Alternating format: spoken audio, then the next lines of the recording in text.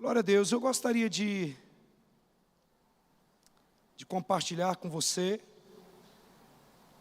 a terceira palavra que nós temos conversado aqui nessas terças-feiras. E eu quero continuar hoje. E logo depois nós temos um caldinho hoje de feijão. Olha, pensa num caldo. Eita glória! Mas está muito especial mesmo o caldo, viu? Um caldo daqueles, olha. E depois nós temos reunião com os líderes de célula. 2 Coríntios capítulo 11, verso 3, o apóstolo Paulo diz: mas receio que assim como a serpente enganou a Eva com a sua astúcia, assim também seja corrompida a vossa mente e se aparte da simplicidade e purezas devida a Cristo. Então nós temos compartilhado que o inimigo das nossas almas, ele mente de várias maneiras às nossas vidas, nos enganando. E Jesus diz em João capítulo 8, verso 44, que ele é mentiroso porque ele é o pai da mentira. Então, como é que ele nos ataca?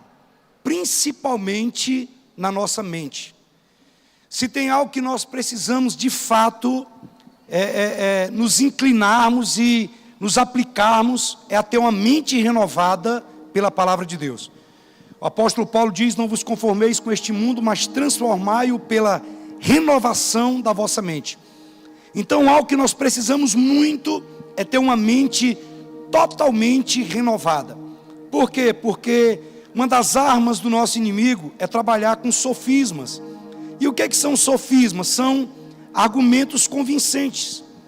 Às vezes ele sopra no nosso ouvido e dá até mesmo a impressão, obrigado, Evaldo, dá até mesmo a impressão de que é nós falando conosco, que é nós que estamos falando aquilo, que é algo que realmente está nascendo no nosso coração. E é por isso que muitas pessoas cometem muitas besteiras. Elas não discernem a voz que está falando. O apóstolo Paulo diz que existem muitas vozes que falam no mundo, e nenhuma dessas vozes sem sentido. Às vezes é a voz do pai da mentira, tentando nos desqualificar.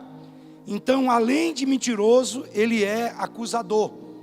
E ele vai mentindo e vai nos acusando, a ponto de nós desistirmos de tantas coisas que são de Deus. Então nós falamos aqui que uma das coisas que ele faz é nos levar a acreditar que nós não temos tempo para Deus, não temos tempo para as coisas de Deus.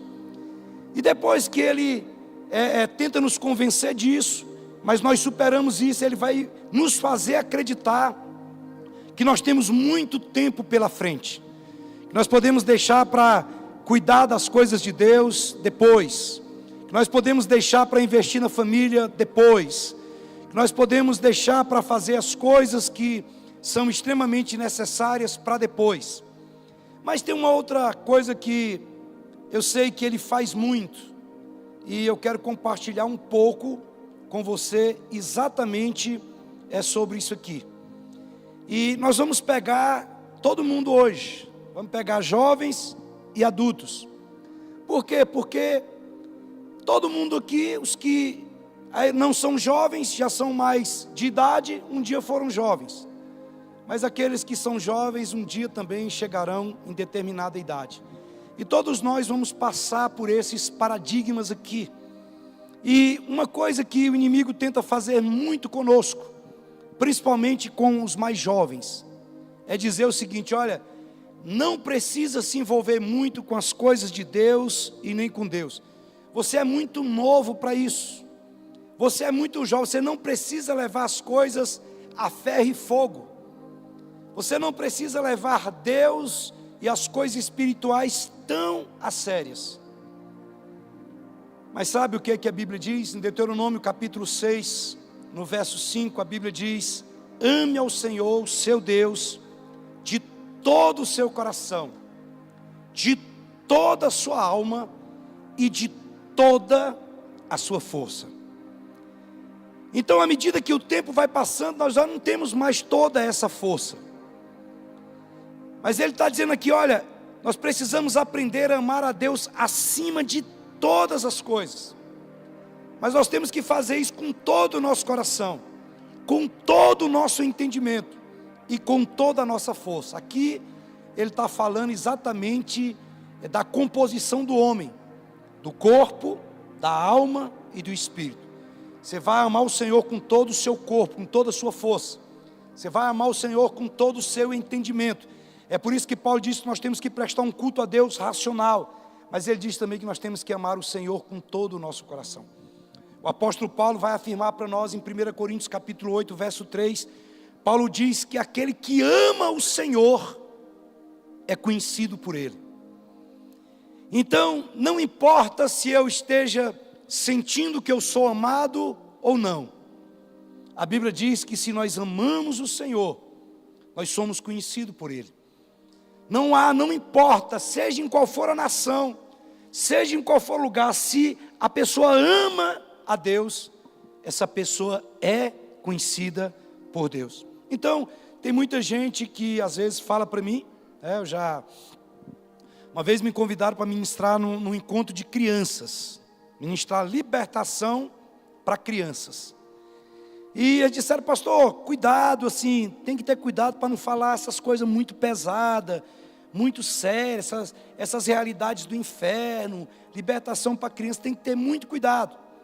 Porque criança e adolescente talvez não estejam preparadas para ouvir essas coisas. Deixa eu te dizer uma coisa, isso é tolice, e vou dizer mais, é um pouco talvez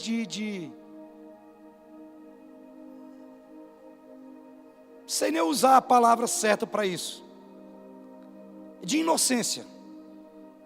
Sabe por quê? Porque eu já vi, e tem na Bíblia, eu já vi crianças perdidas em pornografia, crianças perdidas em jogos por internet. Nós escutamos o testemunho do pastor Tiago dizendo que quando acordou, o filho dele estava devendo uma fortuna em apostas, usando o cartão dele. Então, um dia uma mãe veio relatar para mim a respeito de um filho adolescente, e pelas características, por aquilo que ela me falou, eu disse, olha, dá uma investigada no computador na sua casa, que o seu filho provavelmente, ele está vendo muita pornografia. E ela disse, não pastor, meu filho não. Meu filho foi criado dentro da igreja, meu filho, sabe? Eu falei, mas não custa nada, dá uma olhadinha. E ela disse, não sei como fazer. Eu falei, pede ajuda para alguém. E ela disse que olhou, e ela me contou, ela disse, pastor, quando eu abri, eu nunca tinha visto aquelas coisas na minha vida. Eu corri para o banheiro e vomitei, mesmo assim eu achei que as tripas iam sair para fora, porque eu nunca tinha visto aquele tanto de coisa. Então, às vezes, nós pais, nós somos inocentes, achando que as crianças e adolescentes, eles não têm acesso a algumas coisas. Eles têm acesso a toda essa maldade que o mundo propaga por aí. Eles têm acesso a tudo isso, irmãos. Eles são induzidos por músicas, eles são induzidos por influência que não temem ao Senhor. Eles são induzidos por desenhos, tem muitos desenhos animados que é cheio de imoralidade. Adolescente, nós já tivemos isso em alguns lugares que fomos. Adolescente dentro das igrejas trocando vídeo pornográfico um com o outro. Então nós precisamos falar de maneira sábia e de maneira inteligente, de acordo com a idade, mas nós temos que falar. Temos que falar para os nossos adolescentes, nós temos que falar, sabe, para os nossos jovens, para as crianças, nós precisamos ensinar isso para elas. Escute, eu não acredito que existe Espírito Santo Júnior, que existe um Espírito Santo adulto que vem sobre os adultos e tem um Espírito Santo Júnior, não. Como também não acredito que existe um diabo para o adulto e um diabo para o pequeno. É claro que existem falanges específicas que agem nisso. Jesus, quando vai fazer libertação para um filho de uma pessoa, Jesus pergunta para o pai do jovem. O pai diz, olha, meu filho desde criança, meu filho ora cai no fogo e outra hora cai na água. Aí Jesus pergunta para ele, mas desde quando isso acontece? Ele era jovem, ele diz, desde a infância. Então, é muito importante nós entendermos que nós podemos falar para os adolescentes, podemos falar para os jovens da igreja, que Jesus Cristo, Ele salva, cura, liberta, batiza com o Espírito Santo, que existe o inimigo das nossas almas. Às vezes tem pessoas que falam assim: pastor, nós temos que deixar os adolescentes ser adolescentes, tem que deixar os jovens ser jovens. Eu acredito que tem mesmo, sabe, eles devem ter todo o direito. Como igreja, eu não acredito que nós temos que cortar a asa de ninguém, mas como homens e mulheres de Deus, nós precisamos orientar o voo daqueles que são mais novos. Nós podemos dizer: olha, você pode desfrutar da vida, você pode aproveitar da vida, mas você pode ser um adolescente, um jovem cheio do Espírito Santo. A Bíblia diz que é dom de Deus que o homem desfrute dessas coisas, sabe, mas Eclesiastes diz: olha, jovem, recreie-se o teu coração nos dias da tua mocidade. Isso é extremamente importante, mas ele diz: olha, de todas essas coisas nós vamos um dia prestar conta com o Senhor. Por isso é importante que você seja jovem e seja cheio do Espírito Santo. Para alguém curtir a vida, ele não precisa se embriagar, ele não precisa beber, ele não precisa usar droga. Alguém, um jovem, para ser feliz, para ser cheio de Deus, para ele ser totalmente realizado, ele não precisa transar com todas as meninas, porque o que nós mais escutamos são pessoas que depois de beberem e vomitarem, eles se arrependem amargamente por causa da ressaca. Muitos relatos de jovens disseram: pastor, depois que eu transei, eu fiquei com nojo da pessoa. Sabe por quê? Porque o aproveitar da vida não é viver uma vida bagunçada, é você saber quem você serve, é saber o que você quer para a sua vida. Então é muito importante isso. 1 João capítulo 2, versículo 13, João diz assim: olha, pais, vos escrevo porque conheceis aquele que existe desde o princípio. E ele diz assim: olha, jovem, eu vos escrevo porque tendes vencido o maligno. Quando João diz: olha, eu estou escrevendo isso aqui porque vocês têm vencido o maligno, tendes vencido, constantemente vocês têm vencido. Escuta o que eu vou dizer, eu digo isso para os jovens dessa igreja, para os adolescentes dessa igreja: vocês têm vencido o maligno. Porque um jovem vir participar de uma celebração na terça, no sábado, sabe, isso mostra onde está o coração dele. E quem está falando aqui é alguém que foi chamado pelo Senhor quando era um adolescente. A maioria dos discípulos foram chamados ali a partir de 13, 14 anos de idade. Nós falamos sobre isso outro dia. Foram escolhidos pelo Senhor. Provavelmente o único que tinha uma idade maiorzinha um pouquinho era Pedro, porque já era até casado. Mas os outros praticamente eram adolescentes. E ele está dizendo: olha, eu tenho essa caminhada aqui, eu vivo constantemente. Sabe, às vezes você toma um soco, mas nós temos vencido o maligno. Quando o João fala isso, ele está dizendo: olha, eu e mais alguns jovens fomos escolhidos pelo mestre, e nós estamos propagando e espalhando. Presta atenção, foi através de alguns adolescentes e jovens que o evangelho começou a ser propagado para todo mundo. João diz: olha, para os pais, João está dizendo: eu escrevo porque eles conhecem o Senhor. Eu conheço porque eles já têm experiência, eles sabem. Agora para o jovem eu estou escrevendo porque vocês vencem o maligno. Jovem tem luta, e talvez o jovem não tenha tanta maturidade como os mais velhos, mas o jovem tem força, o jovem tem fome de Deus, o jovem tem desejo de fazer a vontade de Deus. O apóstolo Paulo diz que os jovens devem fugir das paixões da mocidade, porque são muitas as mentiras que o inimigo propõe na cabeça de um jovem. Em 1 Timóteo capítulo 4, verso 12, ele diz: olha, ninguém despreze a tua mocidade, pelo contrário, torna-te padrão dos fiéis, na palavra, no procedimento, no amor, na fé e na pureza. Paulo está escrevendo para um jovem discípulo, e ele está dizendo aqui: olha, que ninguém despreze o fato de você ser novo, que ninguém despreze a tua juventude. Ele diz: pelo contrário, você pode se tornar padrão dos fiéis, padrão na palavra, padrão no procedimento, padrão no amor, padrão na fé, e presta atenção, padrão na pureza.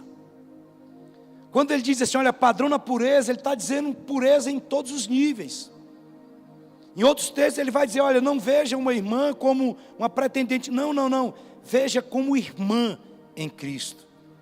Paulo está dizendo exatamente isso, que o adolescente, o jovem, ele pode ser padrão. Sabe, eu fico muito feliz quando eu vejo Deus usando tantos adolescentes, tantos jovens e tantas crianças. Existem algumas igrejas que, na Zion mesmo, lá em São Paulo, vai ter um grupo que está indo para lá agora, que em alguns momentos, na hora que eles vão sair para a salinha, eles chamam as crianças para orar pelos adultos. Irmãos, e como tem relato de cura sobrenatural, como tem relato de adultos sendo cheios do Espírito Santo, porque recebem oração de criança, recebendo oração de criança e de adolescente. Então, olha, eu quero dizer para os jovens dessa igreja, você é um privilegiado em ter a honra de poder servir ao Senhor na sua adolescência, na sua juventude. Você não está perdendo tempo, você está ganhando tempo. Você está sentado à mesa do rei, você está comendo o melhor que há na terra. Escuta o que eu vou te dizer. O tempo vai provar isso. O tempo vai provar isso. Então eu já testemunhei isso para vocês. Hoje eu tenho 56 anos de idade. Eu sei que não parece, né? Parece com 60, né? Mas eu me converti nessa igreja com 17 anos de idade. Com 18 anos de idade, perdão. Ia fazer 19 anos de idade. E na minha época tinha, como hoje, tinha vários tipos de jovem na igreja. Sabe, existiam aqueles que eram taxados de puxa-saco de pastor, que ele não quer saber de nada, ele quer ser o santão, ele quer ser o espiritual.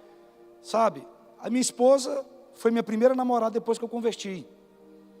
Eu decidi que eu ia ter uma vida pura na presença do Senhor. E orei por um tempo, e no dia que eu a vi, sem ter conversado com ela, quando eu cheguei em casa, eu disse para a pessoa que nós dividimos uma casa junto, eu falei, hoje eu vi a minha esposa. Ele falou, rapaz, você está doido? Você falou com ela? Eu falei, não. Mas eu sei que é minha esposa. Então assim, graças a Deus já são muito tempo, de 90 para cá, já são mais de 30 anos, 34 anos, né, amor? 9 de novembro de 90, não dá para esquecer porque é tudo emendado no 9. Mas olha, você está fazendo a sua melhor parte. Eu acredito, irmãos, que o jovem é o que dá vigor à igreja. Jovem é que traz alegria para a igreja. O jovem ele é dinâmico, ele é no 12. É a juventude que vai revolucionar essa geração, que vai revolucionar esse nome. Eu acredito nisso, irmãos. Eu creio nisso. E é por isso que nós investimos nos jovens aqui dessa igreja e nos adolescentes. Por isso nós temos aí os ADOC. Mas a segunda coisa que eu quero trabalhar com você, e quando eu tiver mais tempo com os jovens eu vou falar sobre isso, é que muitas vezes o inimigo diz assim, olha, você é muito jovem, você não está aproveitando a vida. Eu quero dizer para você, escuta o que eu vou te dizer, você está aproveitando a vida. Quem não está aproveitando a vida é quem está aí na bagaceira. E prova disso é que em determinado tempo, quando eles aceitam a Jesus, que vem para cá, a gente vê o tanto que eles se derramam na presença de Deus. Mas sabe qual é uma segunda mentira do diabo? E agora eu quero falar para a minha tribo. É quando o diabo diz assim, olha, você está velho demais para fazer a obra de Deus. E ele vai dizer isso em muitas áreas das nossas vidas. Você consegue entender a jogatina do inferno? Quando é novo, ele diz, você está novo demais. Pode não, aguenta, espera. Você tem que cuidar de outras coisas, você tem que aproveitar a vida. Quando você chega em determinada idade, ele começa a dizer, olha, agora você está velho demais. Velho demais para estudar, velho demais para abrir uma empresa. Eu tenho um amigo, nós temos um amigo, que ele foi dentista prático a vida toda. E de tanto a vigilância ia atrás dele, ele decidiu estudar. E ele fez odontologia lá em Anápolis, e ele formou depois dos 60 anos de idade. Eu não lembro exatamente qual é a empresa, me esqueci agora, me fugiu a memória. Mas um cara foi aposentado e a empresa liberou ele. E ele, numa profunda depressão, ele começou a fazer alguns sanduíches. E abriu empresa e espalhou para o mundo todo. E ele escreveu um livro, Como Enriquecer Depois dos 75. Como enriquecer depois dos 75. Algumas pessoas acham que estão velhas demais para voltar a estudar. Acha que está velha demais para poder ir para a academia. Acha que está velha demais para poder abrir o seu próprio negócio. Algumas pessoas acham, e o diabo coloca na cabeça, que agora ela tem que se aposentar, ela tem que ficar quieta. Eu quero te dar uma palavra nessa noite. Perceba como o diabo ataca os dois lados. Para o jovem ele fala que é cedo demais, que é jovem demais, que ele tem outras coisas para se preocupar, para investir. Mas para as pessoas que já estão de meia idade para frente, ele diz: olha, você está velho demais para liderar. Você está velho demais para poder estar mexendo com célula. Você já não tem mais idade, deixa isso para os mais novos. Irmãos, sabe o que eu já ouvi de algumas pessoas? Pessoas que foram muito frutíferas, dizendo assim: ah, pastor, o meu tempo passou, agora tem que deixar para os novos que estão chegando. Isso é mentira do inferno. Assim como a juventude traz vigor para a igreja, assim como a juventude faz, sabe, aí você joga iluminação, você joga, e sabe, isso te reativa novamente. Mas são os mais velhos, ou os jovens há mais tempo, que dão estabilidade para a igreja, que dão estabilidade para a família, que dão estabilidade para o país. São eles que têm mais maturidade, são eles que agora, quando você é novo, você faz para depois pensar. E quando a idade vai chegando, você pensa para depois fazer. Então, esse equilíbrio é que traz saúde para o corpo de Cristo, é que traz saúde para a família e para todas as áreas. Não aceite isso: olha, eu já dei a minha contribuição, eu não preciso fazer mais nada. Eu quero dizer para você nessa noite, agora é que o reino precisa de você. Porque à medida que o tempo vai passando, você agora já não faz tanta besteira como você fazia quando era mais novo. Você já não fala tanta coisa, sabe, precipitadamente quando era mais novo. Então eu quero dizer para você que da agora para frente é que você está pronto para prosperar, para crescer, para avançar, para estruturar a sua família, para se estabelecer financeiramente. Porque quando nós olhamos para trás, nós vemos quantas coisas tolas nós falamos e fizemos. Então preste atenção, você não está velho demais, mas você já está ficando maduro o suficiente. E você não pode dizer que não serve para nada. Você tem que dizer agora e acreditar que agora você tem maturidade, que agora você tem experiência suficiente para servir a Deus em plenitude. E é isso que a Bíblia ensina para nós, irmãos. Eu não acredito numa igreja que ela é dirigida somente por jovens, como também não acredito numa obra que vai ser conduzida somente por pessoas de mais idade. É exatamente essa mistura, essa combinação que faz a coisa avançar. É a força com a maturidade, sabe, a juventude com a experiência. Tito capítulo 2, versículo 3, 4 e 5, ele fala sobre uma responsabilidade espiritual. Ele fala sobre um chamado que nós temos de guardar a próxima geração e ajudar ela a avançar. Olha só o que ele diz: olha, quanto às mulheres idosas, semelhantemente, que sejam sérias em seu proceder, não caluniadoras, não escravizadas a muito vinho, sejam mestras do bem. Porque olha, aqui não acontece, mas sabe o que eu vejo no mundo aí? Que as mulheres, quando chegam em determinada idade, elas acham que tem que sentar na porta para fofocar da vida dos outros. E é exatamente o que ele está dizendo aqui: quantas mulheres idosas, semelhantemente, que sejam sérias em seu proceder, não fofoqueiras, não caluniadoras, não escravizadas ao vinho, mas sejam mestras do bem. Ele diz assim: olha, a fim de instruírem as jovens recém-casadas a amarem ao seu marido, aos seus filhos, à sua família, a serem sensatas, honestas, boas donas de casa, bondosas, para que a palavra de Deus não seja difamada. Atos capítulo 15, verso 22 diz assim, olha: então pareceu bem aos apóstolos e aos anciãos com toda a igreja, tendo elegido homens dentre eles, enviá-los juntamente com Paulo e Barnabé a Antioquia. Foram Judas chamado Barsabás e Silas, homens notáveis entre os irmãos. Olha só, sempre tinha que, pareceu bem a igreja de Atos, aos apóstolos, juntar eles. Então eu quero dizer para você que acha que porque passou dos 30, porque passou dos 40, que agora você não tem condição de fazer mais nada. É agora que você vai falar menos besteira.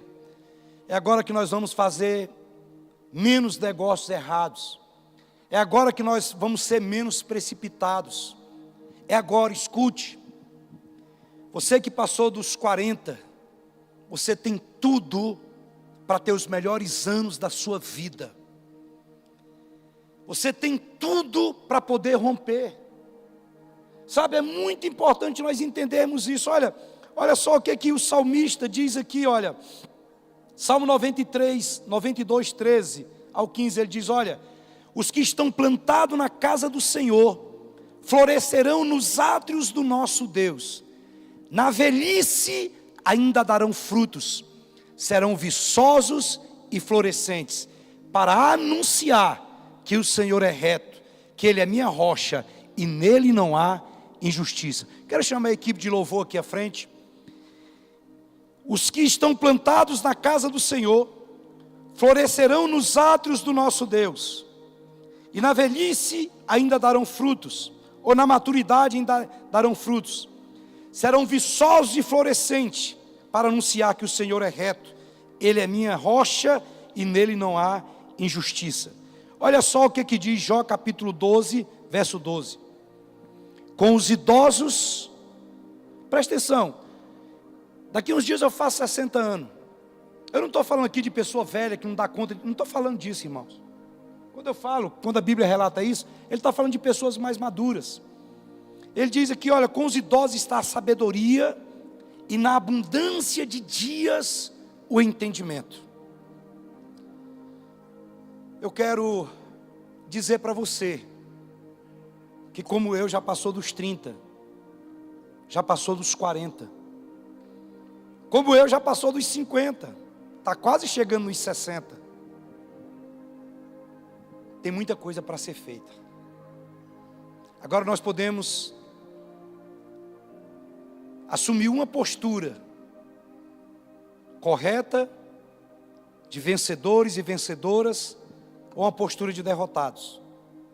Chegando na sua casa, você vai ler o Evangelho de Lucas, no capítulo 2, a partir do verso 25.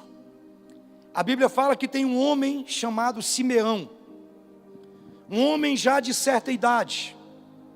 E esse homem, ele, quando vê Jesus, ele diz: os meus olhos viram o Messias. A promessa já se cumpriu, porque foi dada uma profecia para ele de que ele não partiria sem que visse o Salvador. E ele disse: agora eu posso ir em paz, porque eu vi o Salvador. Mas no mesmo texto, diz que havia uma profetisa chamada Ana, que há muitos anos era viúva, e que servia dia e noite no templo, com jejum e oração. E o texto diz que ela também viu o Salvador. Agora, quando ela viu o Salvador, você sabe o que foi que Ana fez? A Bíblia diz que ela saiu, anunciando para todo mundo que o Salvador tinha nascido, que o Salvador estava no meio deles. Consegue entender a diferença da postura? Uma chega e diz: não, tá bom para mim agora, né, eu já fiz o suficiente. Não, tá bom, eu já dei aula na escola dominical, um dia eu já liderei uma célula, um dia eu ia para o culto toda semana. Não, agora eu vou de vez em quando. Não, eu estou. Mas a Bíblia diz que outra, mesmo já a idade avançada, diz que quando ela vê, ela diz: não, ela saiu anunciando e propagando que o Messias estava no meio deles. Para você que é jovem, a palavra hoje é a palavra de João. Você foi escolhido e você tem vencido o maligno.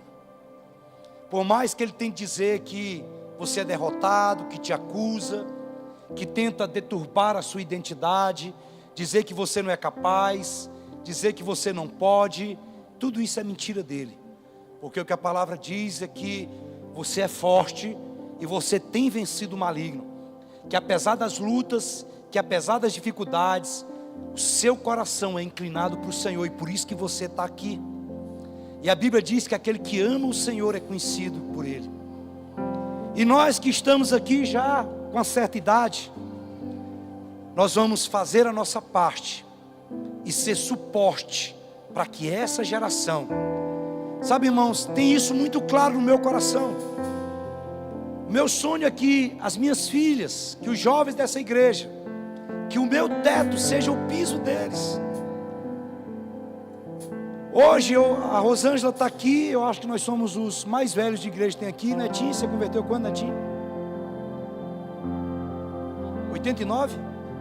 Tinha um bocado que nem tinha nascido, né? Netinho, eu converti antes um pouquinho, então eu acho que nós somos os mais antigos aqui. Eu converti em 87. Converti em 1987.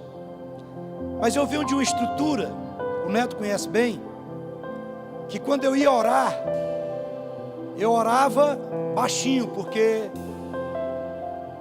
algumas pessoas diziam que eu não precisava orar mais alto porque Deus não era surdo. Você sabe como é que nós orávamos de madrugada?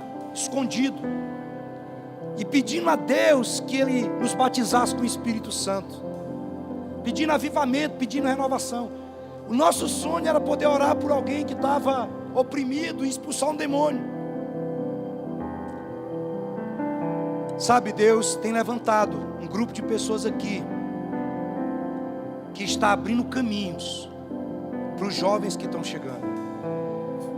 E os jovens hoje aqui da igreja têm acesso a coisas que nós não tivemos. As crianças da nossa igreja, nós estamos preparando uma estrutura para que eles tenham, sabe, que eles tenham acesso a coisas que os jovens ainda não tiveram. Então eu quero desafiar você que é jovem, continuar nesse vigor e ir para cima, sabe, faca nos dentes e vamos para cima. Eu quero convocar você que é mais maduro e dizer para você, é Bíblia na mão, joelho no chão e tapa no cão. Nós não vamos limitar aquilo que Deus deseja fazer nas nossas vidas e através das nossas vidas. Os melhores dias das nossas vidas ainda virão. O Senhor deseja nos abençoar, apesar de nós, Ele deseja nos abençoar. Sabe, eu não estou esperando a morte chegar. Eu não estou esperando chegar a data que eu vou me aposentar e ficar deitado numa corda, jogando um anzol dentro d'água, tentando pegar o lambari. Eu não me vejo assim, irmãos. Eu decidi que eu iria entregar os melhores dias da minha vida para o Senhor. Enquanto muitos diziam, não, quando eu ficar velha que eu vou investir nesse negócio de ministério. Eu não, falei, Deus, o Senhor pode chupar a laranja, e depois que chupar a laranja, que ficar só o bagaço, ainda pode arregaçar ela assim e tirar os gomos e comer. Então até o último suspiro da minha vida, eu quero declarar que a solução para o mundo é Jesus Cristo, e que o responsável por levar essa mensagem é a igreja. A igreja é responsável por isso. A igreja local é o maior projeto que existe na face da terra. Não existe outro projeto igual à igreja, irmãos. Não existe. Se você conversar com militares, no final do dia está falando de vida e de morte de pessoas. Mas quando nós falamos de igreja, nós estamos falando da definição da vida eterna ou da morte eterna. Você pode falar com os maiores homens mais ricos do mundo, as maiores empresas do mundo. No final do dia, é só dinheiro. Mas no final do dia, de um servo de Deus, de um líder, nós estamos falando da alma e da eternidade das pessoas. A resposta os questionamentos da alma e da existência humana está em Jesus. E nós carregamos isso dentro de nós, tanto os jovens como as pessoas mais maduras. E nós vamos nos levantar até enquanto nós tivermos força, até o nosso último suspiro. Olha, irmãos, eu quero finalizar. Se coloque em pé, por gentileza. E se você puder, eu te falo isso com todo o carinho do meu coração. Primeiro eu peço para os jovens, escute o testemunho de uma jovem chamada Andressa. Escute o testemunho dessa adolescente de 11, 12 anos de idade que faleceu num acidente. O que ela fez quando estava viva. E se você puder também, escute o testemunho do Nick, aquele que não tem nem as pernas nem os braços. E para você que já está aí mais eirado, coloque na internet lá, testemunho do pastor Francisco Zapata. Testemunho do pastor Francisco Zapata, com Z. Um homem quase que 100% deformado, que vive numa cadeira de roda, deitado numa cama, e que na hora de pregar eles levantam ele na maca e amarram ele na maca para ele poder pregar. E ele é o pastor de uma igreja. O Senhor deseja nos usar de maneira poderosa e grandiosa.